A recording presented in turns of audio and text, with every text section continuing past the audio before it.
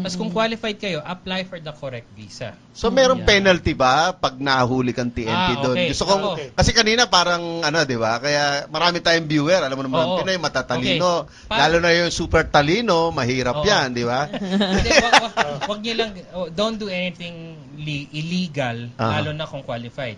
Ano yung pwede mangyari sa inyo? Pag nalaman kayong TNT doon, pwede kayong i-remove or deport from the country. Hindi, may tanong, may kukulong ba muna o bago deport o deport immediately? Normally, mga siguro 1 or 2 days na detainment. Kasi sa Japan, pag nahuli ka, kukulong ka muna before detainment. Tapos ililipad ka. Tapos may ban ka ng 5 years. Gusto mo ba mangyari yun? You don't want that. Kung may relatives ka, affected pati relatives mo doon. Why do that yung illegal if we can do it legal, in the legal way? Yun ang, kumbaga, that's why we're trying to promote do it as legal as possible. Pero ang dami ko nakikita mga New Zealand, go to New Zealand dyan na nakakalat na ads. Paano mo malalaman yun? Pati sa internet. Yes, sir. Okay. Paano namin yung scammer? Okay. Kumbaga, gawa tayo ng how to spot scammer. Yeah. Una, actually, yun ang topic natin ngayon. Nakalimutan natin. Ayun ba? Okay. Hindi. Kasi, remember, I've been working with the New Zealand Embassy for more than 11 years, 12 years now. As the immigration manager, I was the one doing the reports or dun sa mga scam. Pumupunta yung mga aplikante sa embassy, tapos ako yung tatanong, ano nangyari? Ba't ka na-scam? Saan ka nagbayad? Yan, normally sasabihin yan, pag tinanong mo, saan ka nagbayad? Sir, sa mall ho kami nagkita. Walang office. Paano mo kinokontak? Cellphone. Meron bang landline? Wala ho eh. Meron ho bang office? Wala din ho. Pero may landline ng mobile, ha? Oo nga, ayun. Nakaka-ano yun. Diba? Meron na, alos lahat kasi walang office. Wala ka ba office, ng resibo? Wala. So at least, yun, signs na yun eh. Ba't kayo makikita sa mall? Dapat may opisina. Diba? Kunyari, RHTV. Punta kayo sa RHTV. Yung mga ganon. So, yun yung mga signs na scam. Meron kaming na-encounter before. Nagkita sa isang fast food chain. Tapos sabi, yung nandyan sa hotel, nag-aantay, pero dito na tayo mag-sign. Yun, duda ka na doon eh. Pero ang problema sa atin, medyo nagtitiwala tayo. Kaya dapat ingat lang tayo. Ngayon, meron na tayong internet, you can always check out. Sino ba tong taong to?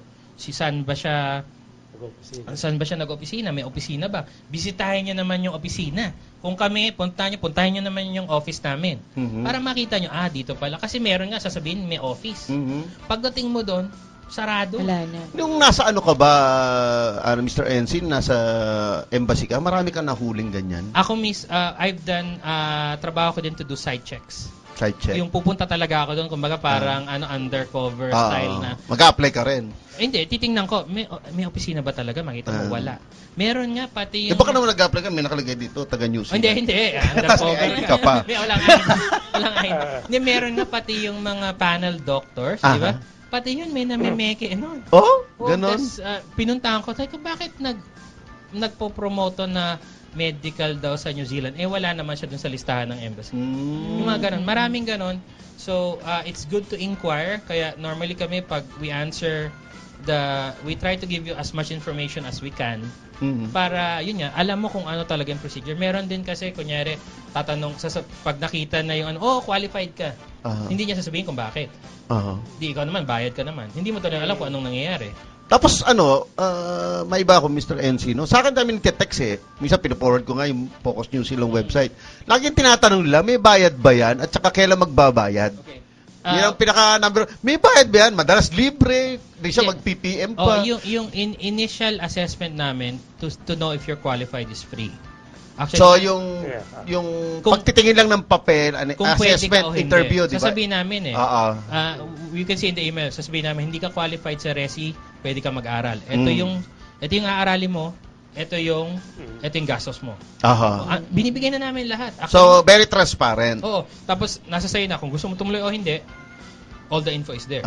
So, hindi kayo tumatanggap ng bayad kung hindi naman siya qualified based on your assessment. Pero in our website, we have, right now, if you go to our office, meron kaming initial assessment na 1,000. pesos. Pero yung sa email, free yun. Kasi, parang we tell you kung saan ka qualified. Parang ganun. At least yun, alam mo na. Ngayon, whether you want to know more information, normally nga, ini-encourage na, punta kayo sa office. Baka mamaya, hindi nyo alam, wala pala kaming office. Pero yun nga, meron kaming offices to serve the applicants. Naku, ganun no? Alam mo, kaya ako natanong kasi yung brother ko, na biktima rin talaga niyan. Kaya alam ko yung feeling niyan eh. Pero papuntang Palaw lang yun, ha? Palaw. Palaw lang yun, ha? Simpleng-simple, lit-lit na parang sa internet kasi siya nakipagtransact. Oo, sa internet. Ayun, mga kapwa ko, kababayan. The internet is there to, yung Facebook, ganyan. Pero para to give you the info. Pero nga, at least naman may physical office. Kaya we're trying to put up offices nationwide just to show that eto totoo to and that we're trying to do this the legal way. Kaya nga, you've been to Ambassador's Place.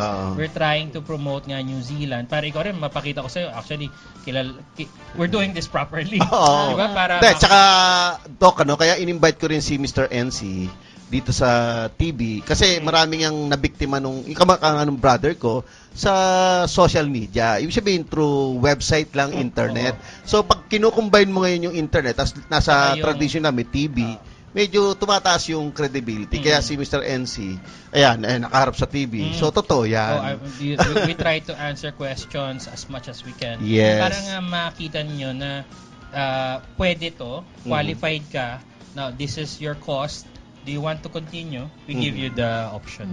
Yes. Tsaka medyo sa TV kasi, matatanong nyo. Tapos pwede kayong mag-Twitter, no? Pwede sa Facebook. Doc, may tanong ka. Doc, may tanong po ka. Sige po. Ang tanong, pwede ba yung age niya? Ano ba yung age profile? Pwede. Ayan. Okay. Doc, ano ka na, di ba? Mga 30s, 39? Sige. 1939. Okay, may age limit siya. Unfortunately. Huwag kayo malungkot, Doc. May paraan, di ba? Sige. Hindi. Wala nang paraan. Mamasyal na lang. Mamasyal. 55 ang maximum for migration. 55. Yes. Pero makakapunta siya doon, di ba? Pwede? Wala na. To study, actually, wala ding age limit. Pero, pwede pa mag-aral. Pero ang pinapromote namin is yung mag-aral ka, tapos makamigrate. So, normally, hanggang 55 lang talaga. Pero, you could always, kasi kunyari, mag-PhD ka, pwede pa naman eh. Yun lang after that, hindi ka na makapag-migrate. Ngayon, ako magturo doon. Pwede. Pero hanggang lang, yung hindi ka na makakamigrate. Kumbaga, pwede under a work visa, parang gano'n. Kung gusto niyo magturo, pwede. Mahirap pa kumuha ng work visa? Kung sakasakali si Doc, yun lang ang option niya, di ba? Ang importante naman sa work visa is meron kang employer. Which is let's say, for example, a school, Auckland University would like to hire doctor. As a PhD si Doc, ha? Oo nga eh. As a university lecturer, pwede. Bibigyan ka lang niyan ng parang job offer. Yun, makakapunta ka na. Walang age limit. Pwede yung lakarin niya, sir. Ang gagawin ko na lang. Under Carlo, si Carlo, di ba licensed advisor? You've met Carlo before. Ako, may MBA ako. Anong gagawin ko doon? Magbabarter. Barter New Zealand, di ba? Maraming gatas doon, di ba? Marami. Baka.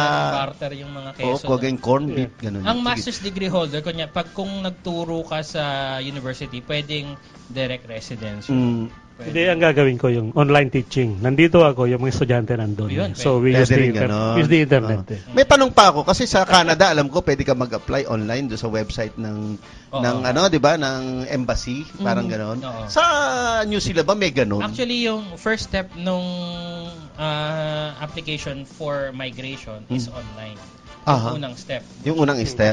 Doon nahihirapan yung mga aplikante. That's why yun yung parang, that's what assistance that we give. Kasi mali-mali yung nila. Kumbaga, tick sila ng tick. Akala na, pwede ako dito. Sensitive yun eh. Tapos, hindi. Pag nagkamali ka, wala na. Ubus ganun? Pag babayaran mo yun eh. Pag pinasok mo na yung pera, tapos mali yung calculation mo, nasayang na yung pera mo. Parang sa US visa. Parang sa US visa. Walang refund. Bibili mo yung application, mahal yun eh. Diba? 5,000 something. Kaya nga kung ang ginagawa namin, akala nung mga aplikante, pwede sila sa resi. So, ina-assess namin kung pwede o hindi. Para kung hindi pwede, sasabihin na kagad, huwag ka na mag-apply dyan, sayang lang, mag-student ka na lang. Ayun. Naku, ang dami nating pwede pa itanong, pero meron pa naman tayong isa pang segment, after this, Sige. Irene, may tanong ka? Question pa?